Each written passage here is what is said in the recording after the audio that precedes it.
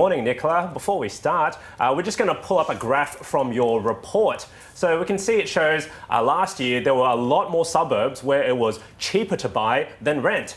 This year, not so many. But also in cities like Sydney, Melbourne, Canberra and Hobart, there are practically no suburbs where it's cheaper to buy compared to rent. But in the smaller cities, it's more expensive to rent compared to buy. What's going on there?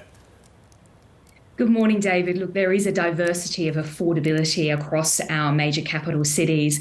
When you have a look at Sydney, Melbourne and Canberra, it's the only capital city to have a median house price above $1 million.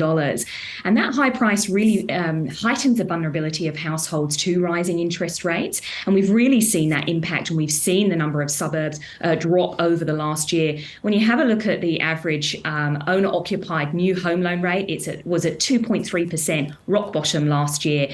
If we factor in the interest rate rises that we've seen, it's now sitting at around 4.9%. So you can kind of understand why we've seen that dip in the proportion of suburbs where it's cheaper to buy. And that's really weighing in on those priciest capital city markets. Because basically what we found is the more premium a suburb is, the greater the mortgage repayment became relative to rent.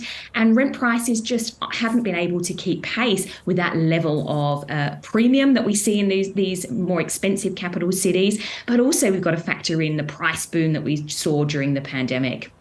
So generally from your research, which parts of Australia are better off for renters, and where do home buyers get a better deal?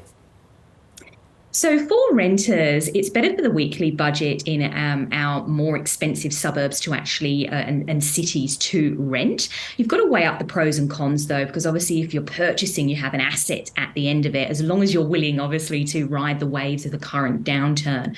For home buyers, those trying to get into the property market, in regional Australia, it offers the greatest opportunity for those wanting to own their own home. So servicing a mortgage on a house is cheaper in roughly a quarter of suburbs. And if you consider a unit in regional Australia, it gets close to a 50-50 split. So 50% of suburbs, it's cheaper to buy than rent. In terms of the capital cities, the ones that came up top in terms of affordability to purchase, it was Darwin, which was the most favourable, and Perth came in at second most favourable. For houses in Perth, it was roughly about a quarter of suburbs were cheaper to buy. If you consider a unit, a whopping 82% of suburbs are cheaper to buy than rent. Wow. And now, Nicola, the Reserve Bank will keep lifting interest rates. They've made no secret about that. Do you think home ownership will become even more unattainable and more of a pipe dream in the next year or so?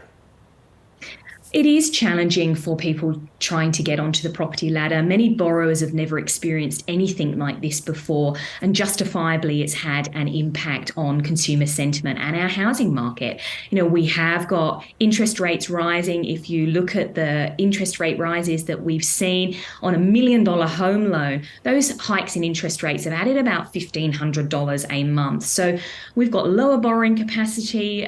Home buyers are battling higher interest rates.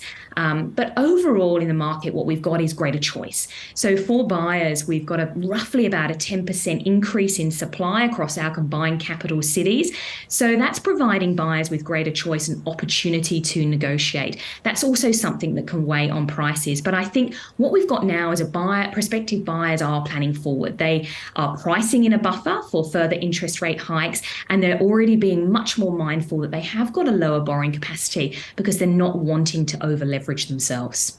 And one last question, Nicola. Rents, they've been rising at their fastest pace in years, and it's making the inflation problem in Australia worse. When do you think rents will stop rising at such an extreme rate? I've never seen our rental market like this. We've got a landlord's market across Australia that's in our combined capitals, across every single capital city and into regional Australia. When you look at that vacancy rate nationally, it hit a record low of 0.8% in October. We've got a record low level of listings as well across Australia. So it's really a challenging time for tenants out there.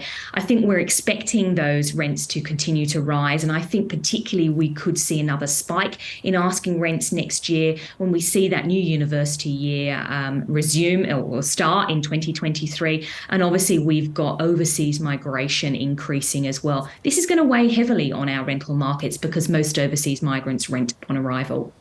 Nicola Powell, thank you very much for your insights. Thank you.